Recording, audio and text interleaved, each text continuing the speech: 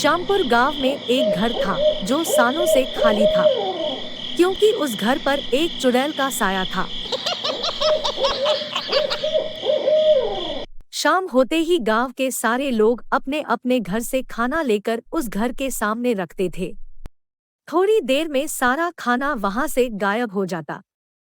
जिस दिन भी किसी के घर से खाना नहीं जाता, उसके घर अगले दिन से खाना नहीं बन पाता था। जो भी खाना बनाते वो गायब हो जाता और उन्हें अजीब अजीब सी आवाजें भी सुनाई देती। इसलिए बिना भूले गांव के सारे लोग अपने अपने घर से खाना लाकर चुड़ैल के घर के सामने रखते थे। एक दिन गांव में एक नया परिवार रहने के लिए आया। उस परिवार में माँ और बेटे के सिवा दूसरा कोई नहीं था। मोहन बेटा, बाजार जाकर जरा घर का सामान लाना। ठीक है, मैं अभी बाजार जाकर सामान ले आता हूँ। थोड़ी ही देर में मोहन सामान लेकर आता है। फिर उसकी माँ खाना बनाने में जुट जाती है। खाना तैयार होने के बाद दोनों खाना खाते हैं और फिर सो जाते हैं। गांव में नए होने के कारण उनको चुड़ैल के बारे में कुछ भी पता नहीं था।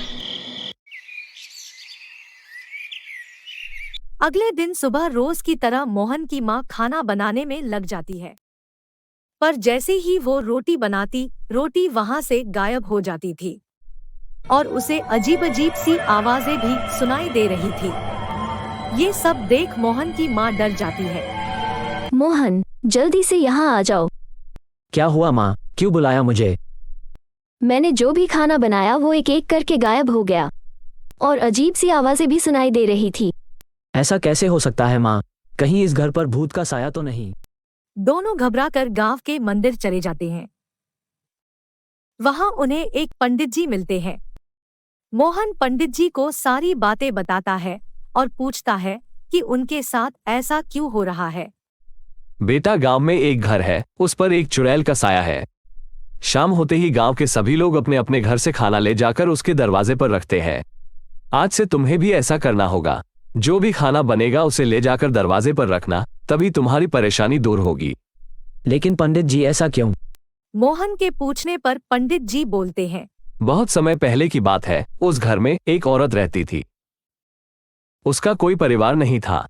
गरीबी की वजह से घर में खाने के लिए कुछ नहीं था, इसलिए वो लोगों के घर से खाना चुराती थी।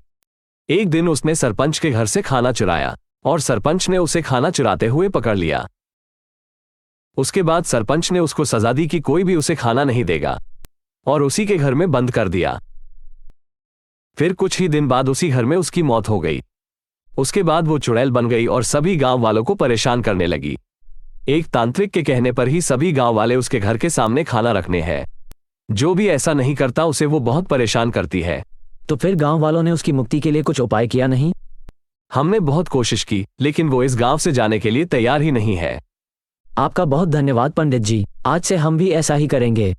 पंडित जी को धन्यवाद करके मोहन और उसकी माँ घर चले जाते हैं। माँ, आज कुछ अच्छा खाना बनाओ, जैसे कि हलवा, पूरी, खीर और सब्जी। आज कोई त्योहार है क्या बेटा? नहीं माँ, आज कोई त्योहार नहीं है। आप बस रोज अच्छा अच्छा खाना बनाइए और मुझे एक थाली में परोस कर दे देना। माँ को तो कुछ समझ नहीं आ रहा था कि मोहन क्या करने वाला है।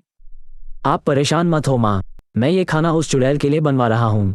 जरा सोचो, जब हम चुड़ैल को इतना अच्छा खाना खिलाएंगे तो उसको कितनी खुशी होगी। हाँ बेटा, तेरी बात तो बिल्कुल सही है। मैं जल्दी से खाना बनाती हूँ।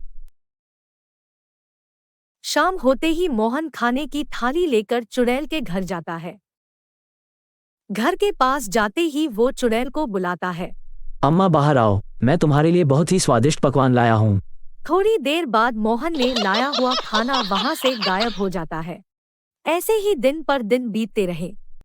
मोहन रोज स्वादिष्ट पकवान लाकर चुड़ैल को देने लगा। एक दिन मोहन चुड़ैल को खाना लेकर गया, तभी उसे घर के अंदर से एक आवाज सुनाई दी। तुम कौन हो बेटे, जो मेरे लिए हर रोज इतना स्वादिष्ट खाना लेकर आते हो? अम्मा, मेरा नाम मोहन है। मैं इस गांव में रहने आया हूँ।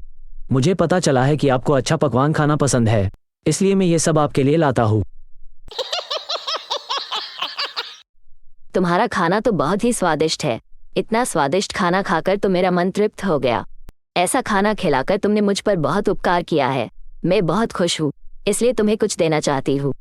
बताओ तुम्हें क्या चाहिए। मुझे कुछ नहीं चाहिए अम्मा, बस आपको मुक्ति मिल जाए यही मेरी इच्छा है। तुम बहुत अच्छे हो, तुम्हारा दिल साफ है। इन गांव वालों ने मुझे खाने के लिए बहुत तरसाया था।